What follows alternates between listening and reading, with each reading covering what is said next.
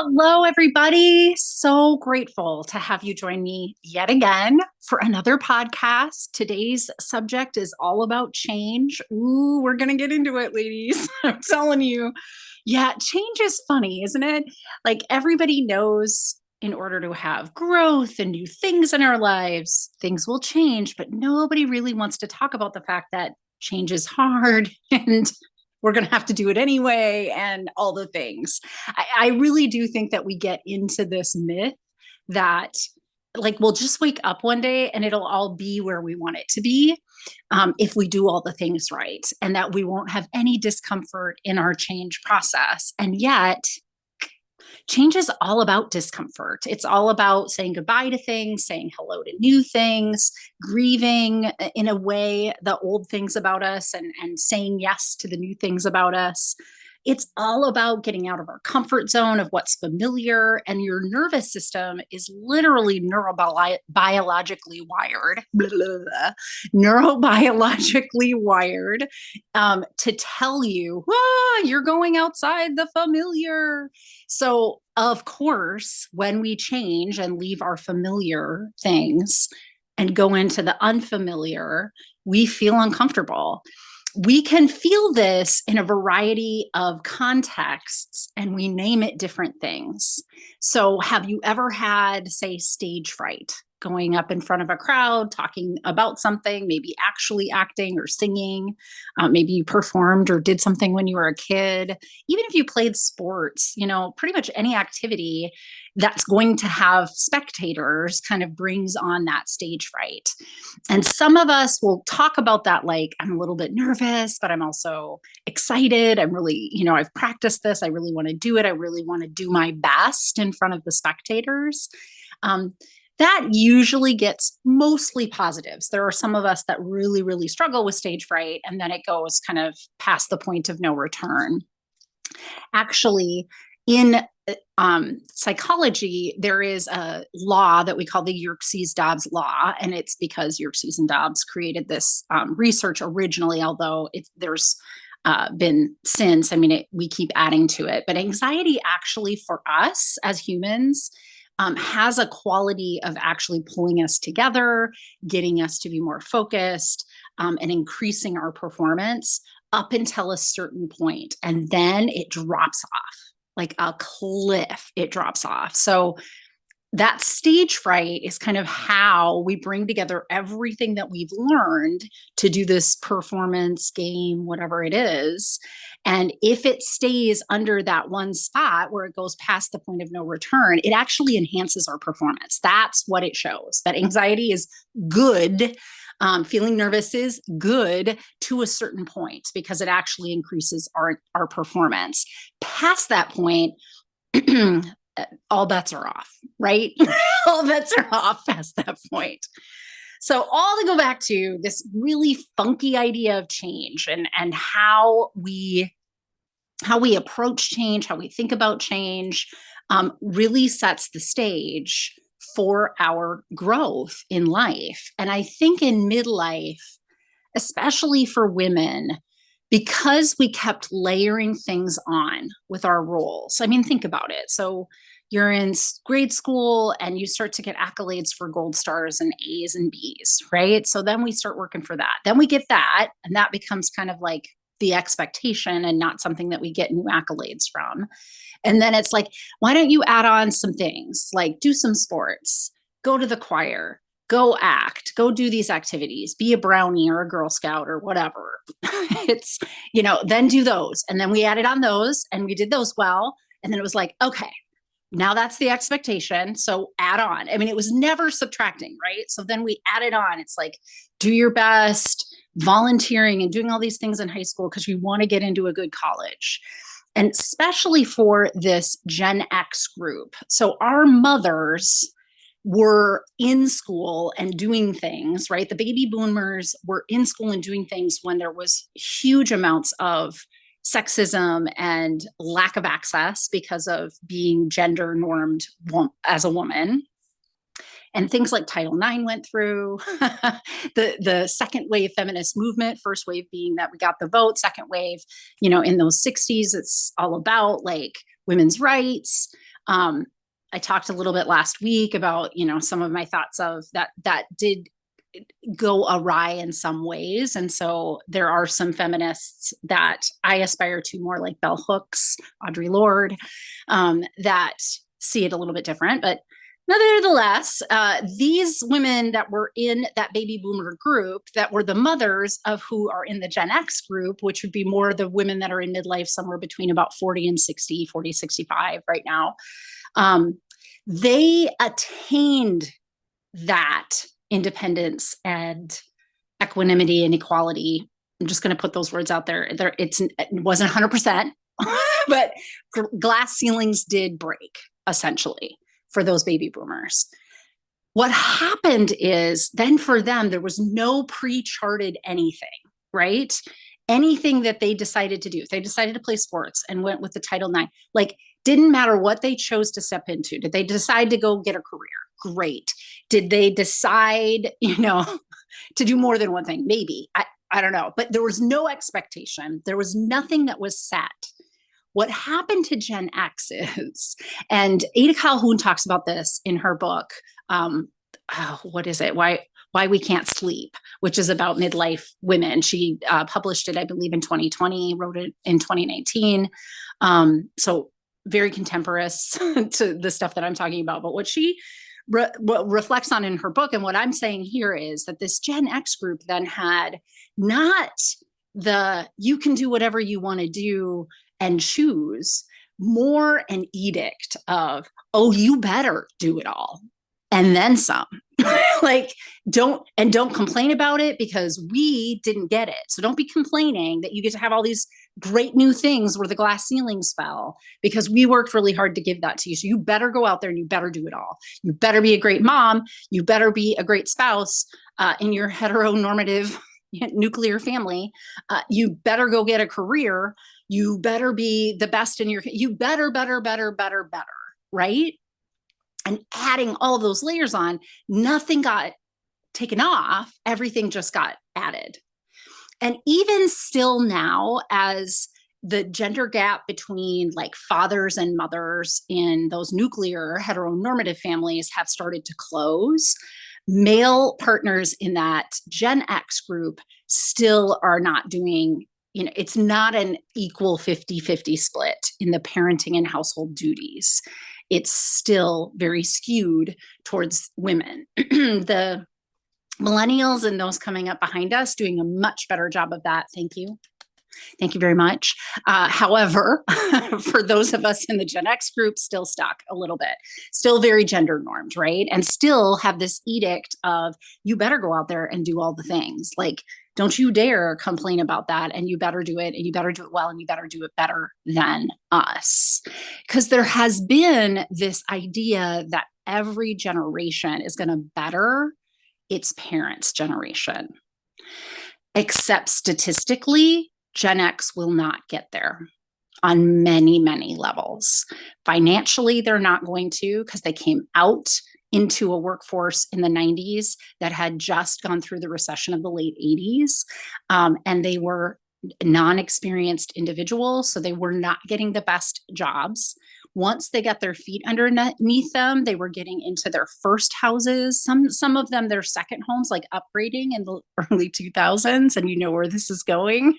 And then there was another recession, and we were hit the hardest of any other group. Not to mention the amount of school loans that we have created, and yet there is no repayment programs. If you look at the loan repayment programs, even that the government is putting together now, they really are not honoring people who took loans in the 90s. And that's what this group, that's when they were most often when they were in school, maybe in the early 2000s. So there's all of this debt that they've accrued. There is all of these, there's two recessions in that, and really kind of a third wave recession that just happened because of COVID. We've been hit the hardest. We're the most leveraged financially. Gen X is the most leveraged group of all, so even the millennials are doing better because they've got some loan repayment programs.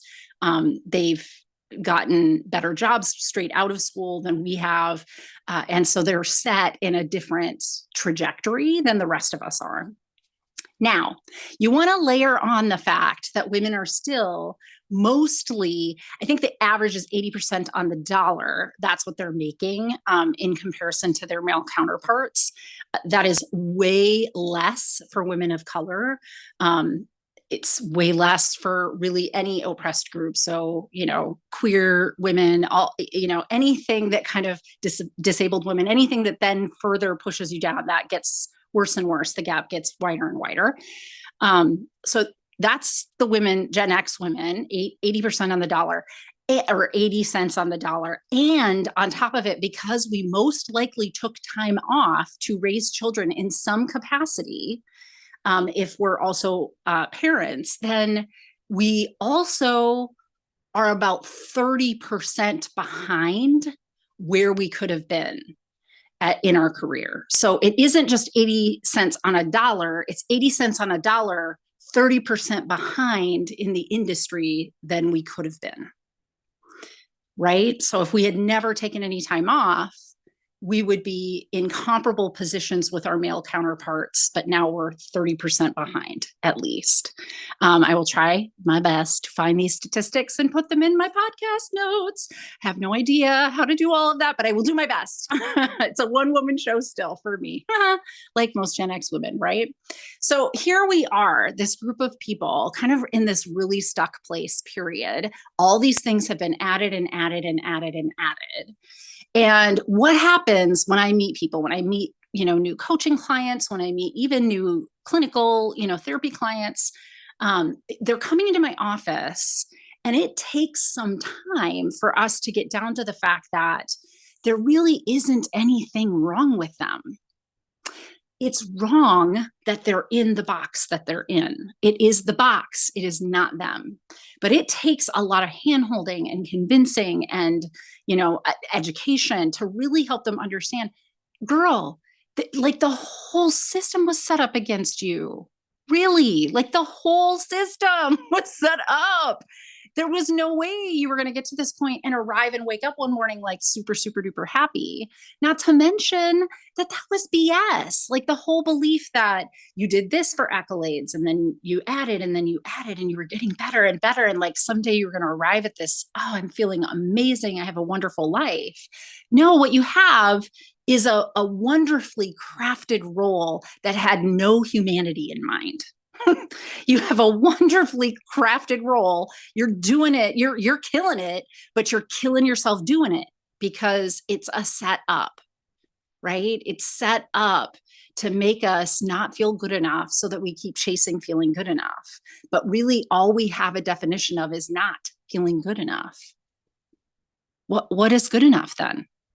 If I tell you something like, and I've done this, like I've challenged coaching clients, like what if good enough is dishes don't get done every day? What if good enough is your kid isn't in all sorts of activities because there's only one of you to take them everywhere? What if good enough is you really just step down and only do 50% of the household work, so the rest of it doesn't get done? If your partner doesn't step in, they don't step in. I get a lot of pushback, right? Like, no. And what I'll tell you about that is because it's familiar, right? There's that neurobiology telling us, ooh, you're going outside what you know, girl. Like, this ain't good. We can't do this. So some of this is neurobiologically driven. That feeling of discomfort is going to show up to tell you, knock, knock, knock. You just went outside the box. Is this really, this is what we're doing this? Like, this is what you want to do? And your system wants you to know, and it will pull you back towards the familiar and you start to feel more comfortable. But unfortunately, familiar here is also exhausting. So it really isn't comfortable. Here's the quandary. Here is that squeeze that women in midlife are in. So if you're doing it right, you are exhausted. You're not feeling very happy with your life. You're probably feeling guilty that you're not feeling happy about your life because by all outward standards, like that social conditioning, cultural conditioning, family conditioning, whatever, you're told that your life is good, like better than good, maybe even. And yet you feel crummy on the inside and you're like, I can't. What? I can't make this work in my mind. I can't seem to put these two together. So help me. Well, Dr. Natalie is here to help you. This is exactly where I know that women are and where I want to liberate you from. If you are going to live a life of joy, and you can, I promise you, you can, you're going to have to kick this system, buck this system. I'm sorry, that's the reality. And some of that's going to feel super duper uncomfortable. And it's okay. You're doing it right if it feels uncomfortable. Because if it feels uncomfortable, you're outside your familiar. If you're outside your familiar, you're on your growth edge and you are changing, my friend. And change for you is what is necessary to break this. There is no way to riddle yourself out of the quandary of you've been given too much to do, too many expectations. The standards for yourself are high because you've bought into all of that and you cannot be happy within that context. There is no way. Here's how I know that to be true. Women are brilliant, like ingenious at getting all this stuff done. I mean, sit down with a girl that's, has kids, a marriage, a job, and is volunteering in her community, which is pretty much any lady you might meet these days in this age group.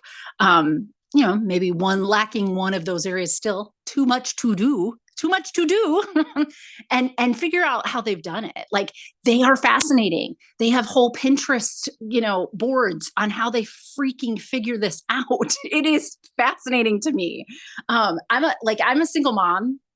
And I will tell you, single moms, like, they are their own breed. I don't even feel like I muster a lot. I have a lot of privileges. I own that. I have a doctorate. Like, there's a lot of things I have going for me that most single mothers do not. But I do tend to congregate in single mother groups when I'm like at kids events and things like that.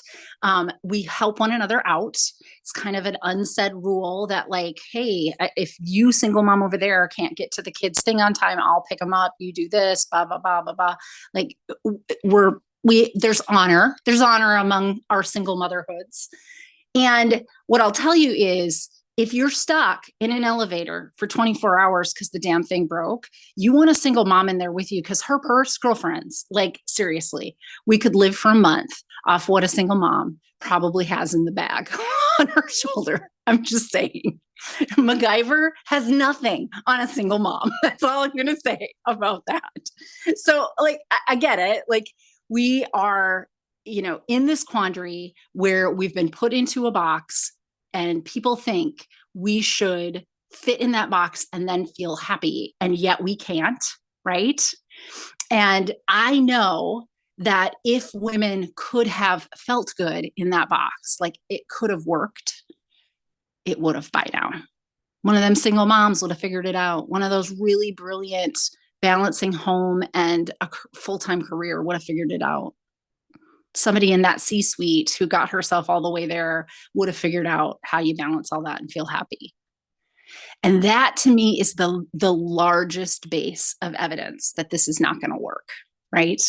So it's got to be a different way. And I'm telling you, the only way is to take a self-empowered step into a life you choose for yourself, a life you design for yourself. So last week, I talked about how important it is to make that committed intention for yourself. It's an intention. It's not a goal. It's an intention that I am this important, that I am going to step into this. And this week, let's talk about what goes into this. What is this change process, this crazy, thing that just feels too big and too scary for me? Well, I'm going to start today with a poem. If you're watching me on YouTube, then you'll get to see this poem, but I am going to read it out loud. If you are not watching me on YouTube and you're listening, you'll just have to listen. So here is this beautiful poem, my loves. All right. This is by an author. Her name is Portia Nelson. I believe I've started to research her a little. I think that she was is it Bertha in The Sound of Music? Yeah, like the original Sound of Music, like Julia Andrews. Oh my gosh. Whew, girl.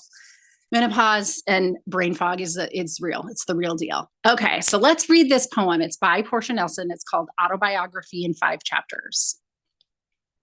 So chapter 1, I walk down the street. There is a deep hole in the sidewalk. I fall in. I am lost. I am helpless. It isn't my fault. It takes forever to find a way out. Chapter 2, I walk down the same street. There is a deep hole in the sidewalk. I still don't see it. I fall in again. I can't believe I am in the same place. It isn't my fault. It still takes a long time to get out. Chapter 3, I walk down the same street. There is a deep hole in the sidewalk. I see it there. I still fall in. It's habit. It's my fault. I know where I am. I get out immediately. Chapter 4, I walk down the same street. There is a deep hole in the sidewalk. I walk around it. Chapter 5, I walk down a different street. So I love this poem. I want every one of my coaching and therapy clients to go through this with me, because to me, I have framed this as one of the best, like very, very best ways to talk about the change process. There's many in my industry in psychology. There's a lot of different infographics that you can find on it. Talking to the same principles here, but this poem, like, doesn't that just like, oh my gosh. Okay. So I'm done sharing this screen. So don't worry if you're on my podcast, you're just going to get all the same goodies. So I want to start talking about like this chapter process and why it happens. Chapter 1 is really about self-awareness. Okay. If you don't know what is doing something that doesn't work for you, you will keep falling in that hole. You won't know. And it'll take for freaking ever to get out of that hole because because if you are in that hole, my friends, then you didn't know how you got there, and you certainly don't have the skill sets to get out. It's kind of by happenstance, by luck, that we get out of it. So chapter 2 is a little bit different, okay? Now, in my courses online, I start with building self-awareness. It's always the first course in any of my group coaching cohorts. It's been my first course. It's, up there for you to just take as a course if you want. Because chapter 1, it's really important that we start to build what I would call the tolerant skills for having awareness. So it's not like we are like overnight becoming aware of all the things. What we're doing is we're building underneath the skill sets we would need to be able to do that. So for instance, if you were going to say, create one of those really nice breads where you have to put everything together, but there's like a fermentation process and the dough has to rise. And if it doesn't rise, then you can't, it doesn't taste great by the end of it. I would say that this is the original mixing, right? So if you want to have self-awareness skills, you do have to do the original parts that are going to underlie everything. And much like exercise of any kind, you got to practice and keep it a practice. It won't work. You will atrophy the skill sets if you're not doing it on the daily.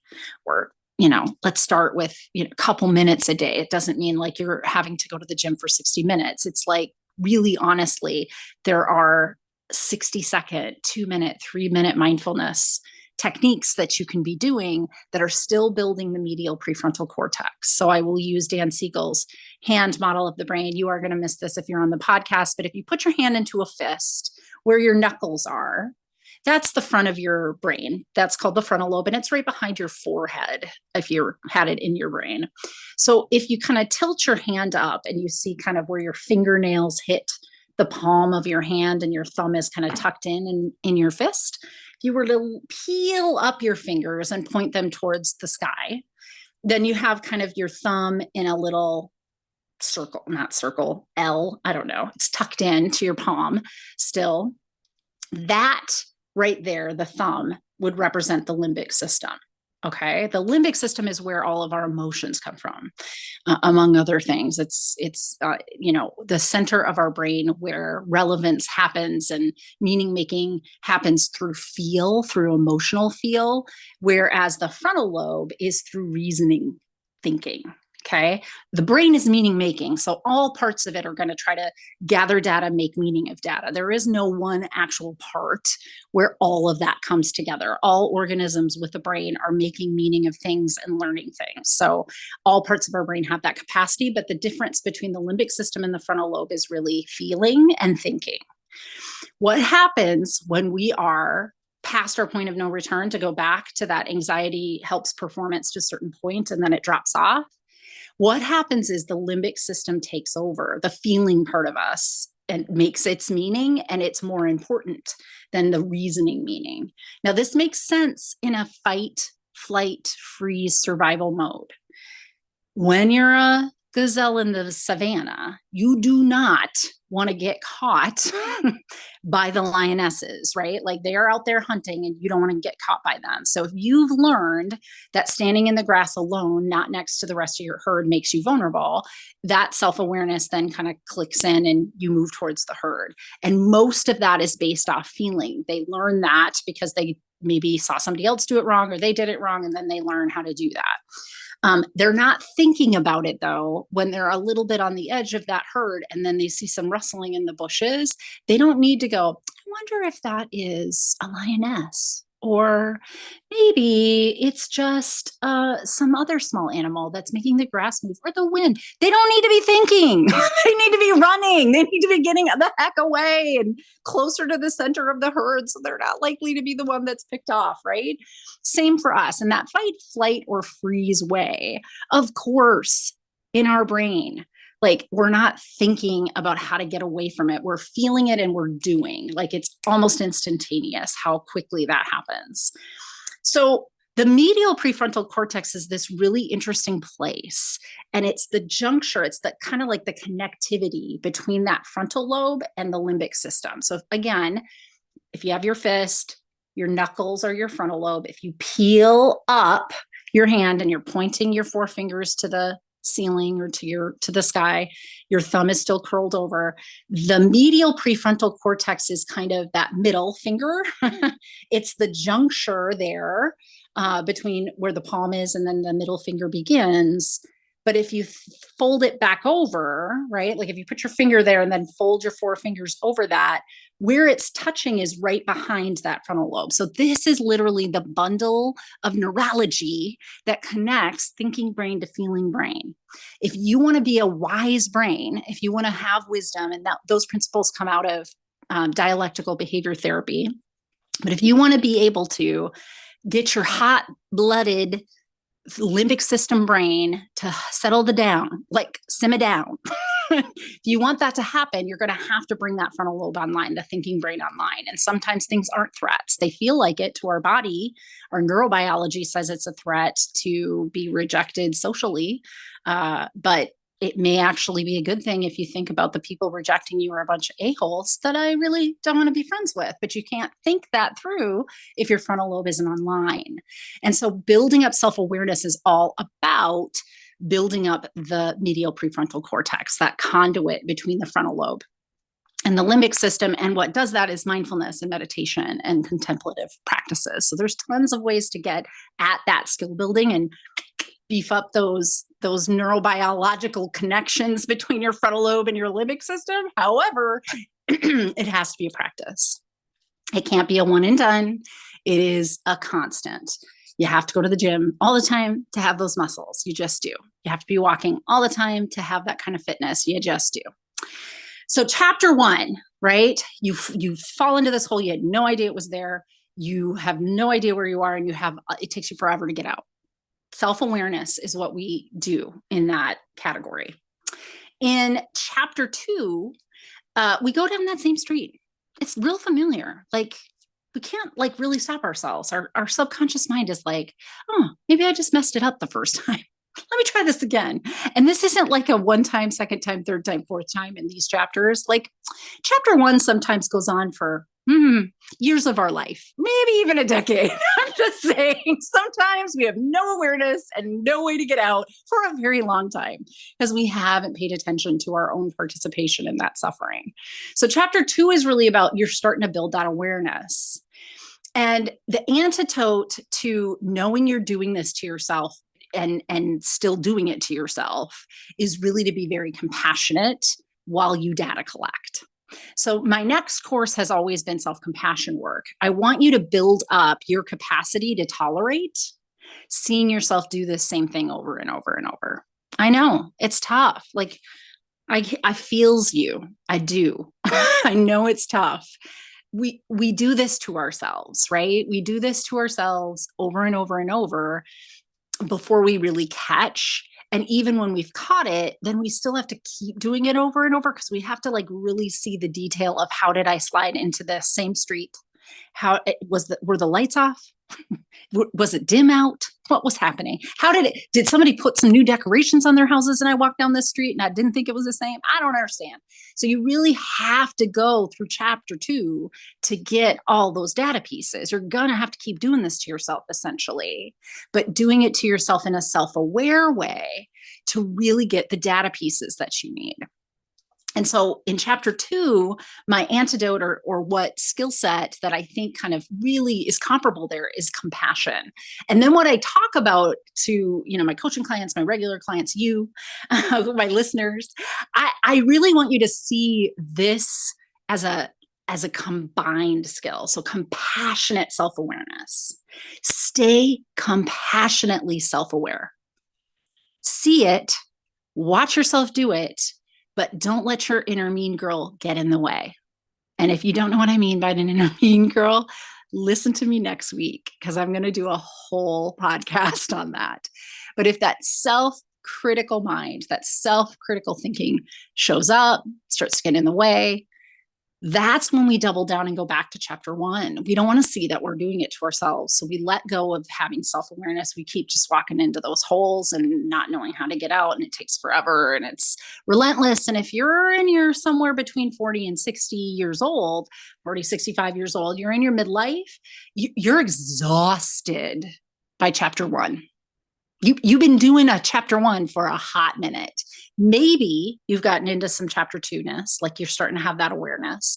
And I promise you, if you're not compassionately self-aware, showing up kindly to yourself, showing up with understanding, oh yeah, I see. So it was because she decorated her house different. That's why I went down this. I didn't know. She painted her house red. I thought it was white. No wonder I was down this street. Like you have to have that curiosity and understanding and kindness for yourself in order to start to really pick up on the data points of how am I doing this? How am I doing this over and over? So that's chapter 1 and 2. Chapter 3 is the absolute toughest chapter. Period. End of sentence. Drop the mic. Chapter 3, without compassionate self-awareness, you cannot get there. So you have to have built this capacity to just stay curious, to quiet the inner mean girl at least, because without quieting that inner mean girl, oof, right? But chapter 3 is all about really putting into context, why is it that I'm doing this? Why is it this street? Why is it always towards this pothole? Why is it that I still keep doing this? But here is the silver lining of chapter 3. And here is how you know in your change process that you're there. You will hop out of that bitch as fast as you possibly can. And so you cannot stop yourself from going down the street and into that hole. You get there, but bitch, you out of there as soon as you figure that you're in there. That's what's way different than chapter 1 and 2. But it is still really hard because your awareness of doing it is pretty much online the entire time. Like you're your narrator in your life and you're stepping back and you're like, oh yeah, here I am. It's the same street. I know this street. I've been down this street a million times.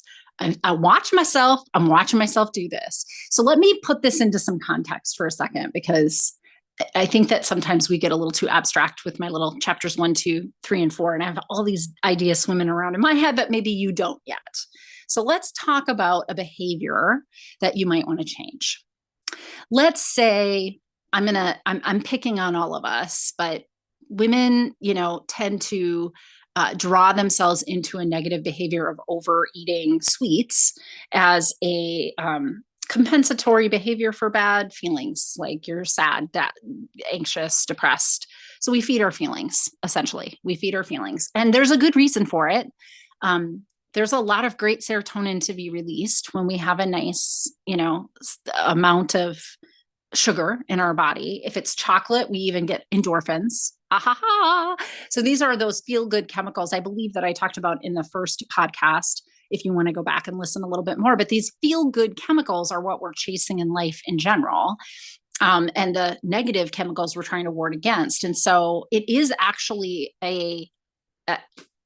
it's an effective strategy. So what I mean by that is, like, if you just look at the behavior, not judging good versus not good and that kind of thing, it's effective. It will get you some serotonin and possibly endorphins to overeat sweets. What it also gets you is weight. And then you have pressures from culture that tell you how awful you are. There's also really just some disordered eating habits we get into while we hide this from ourselves and from other people. So if you were in chapter 1, you would just not notice that you're doing it at all. And would keep doing it, and you would not be able to get, you would like, hey, it's January 1st. I'm doing this. I'm doing my New Year's resolution thing, and I'm going to go on this diet. And then you can't figure out how, like, literally on January 7th, you're like, and fuck it. I just, nope, can't do it. So you're in chapter 1, you have no awareness. Chapter 2, you might start to have some awareness. And if you're not introducing compassion, you're going to start to be really hard on yourself about it. So chapter 2, you're standing in front of the fridge and you're like, why am I doing this to myself?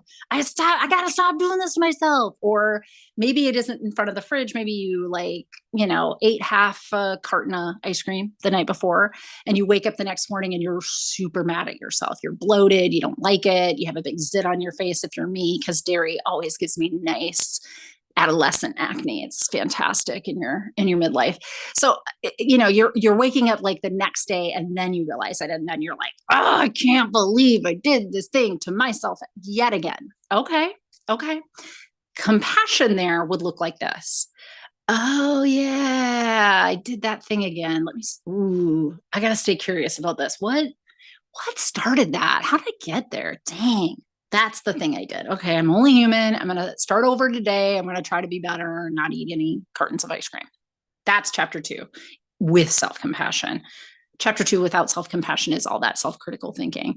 So chapter 3 is different. Chapter 3 is, I've had a really bad day, and I've been thinking about a carton of ice cream since about 8 a.m. Maybe even before. Maybe I was thinking like a big dollop of ice cream in my coffee at 5, like that'd be great. I'm having a bad day before I have my day. So you're really stressed out. You're stressed out, and now when you're stressed out that you want to have those snacks. And that's chapter 3. So you're like aware through the whole process that here I go again. I'm going to go down that street. I've been thinking about ice cream all day. There is no way that I'm going to keep, no amount of willpower keeps you away from going for the carton of ice cream. At that point, you've been dwelling on it all day or ruminating on it all day. So you're going to go get the carton of ice cream, and you're going to watch yourself eat it, and you're going to be narrating that stuff. And so if you're in that self-critical thinking and you haven't quieted that inner mean girl, you could find yourself stopping realizing. You could get back to chapter 1 pretty quick. So you're in that chapter 3, if you can sit there in it and be aware of it and quiet that inner mean girl as much as you can, counterbalance her as much as you can with thoughts like, listen, I'm here, I'm doing the thing. I know I'm doing the thing. I'm going to try and be better about this. I'm watching myself do this. You know what? I'm putting the ice cream down. Actually, that's what I'm going to do. I'm watching myself do this. I'm going to eat a bowl of ice cream, and I didn't eat a half a carton. You know what? Win-win. I got out of that hole as fast as I figured it out. That's right. That's what I'm going to do. Okay. I can do this. Maybe next time you'll have frozen yogurt. I don't know. Chapter 3, though, you're in it for a while because you're really trying to get at all that data you collected through chapter 1 and chapter 2 and in chapter 3, all of that is going to be information that helps you with chapter 4. And remember, chapter 4 is just walking around this pothole.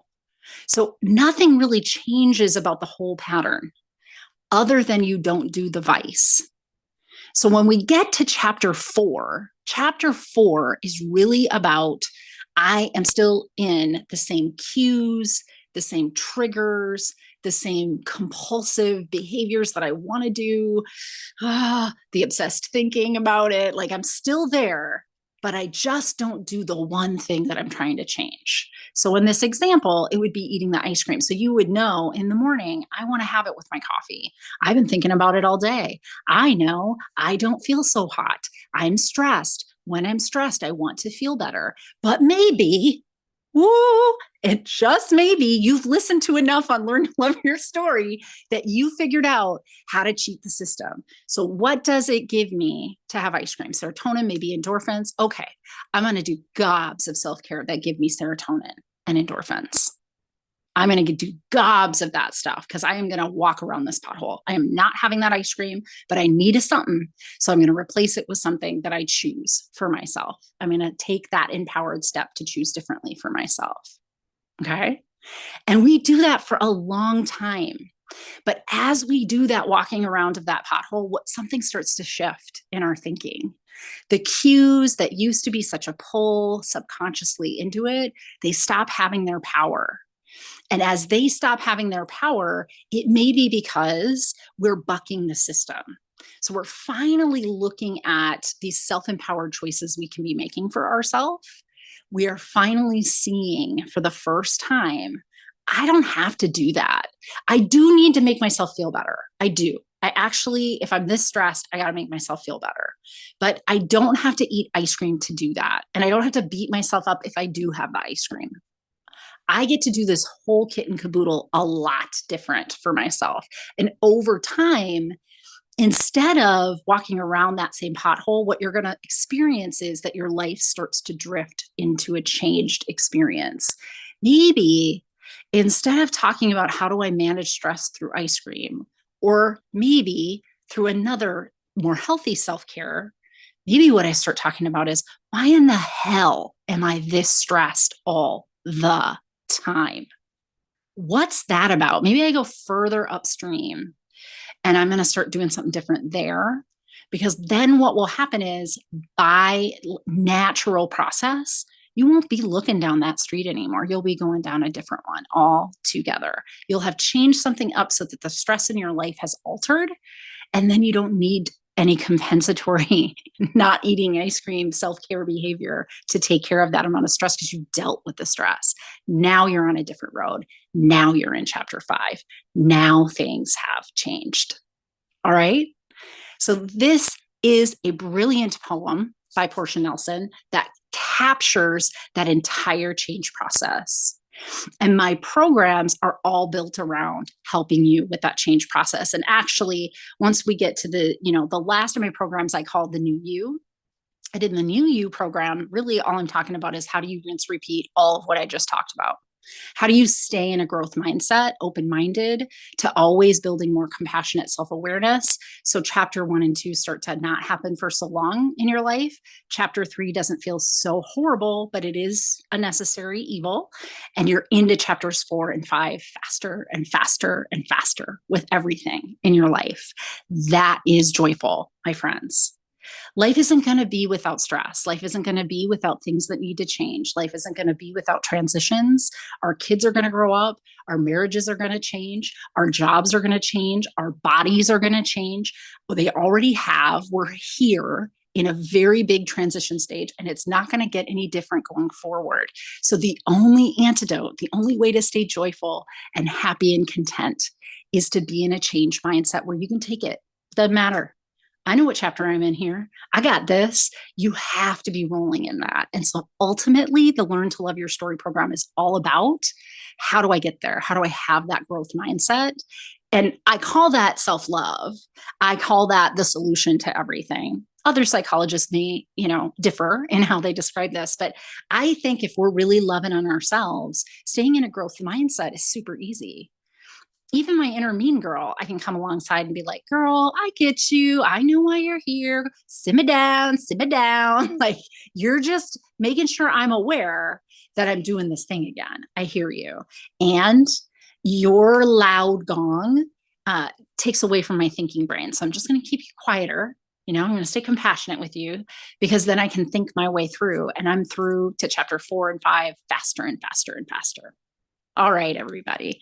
So this is where I created my little send off. And a lot of the videos, if you watch me on YouTube, I'll say, stay compassionately self-aware, and you too can learn to love your story.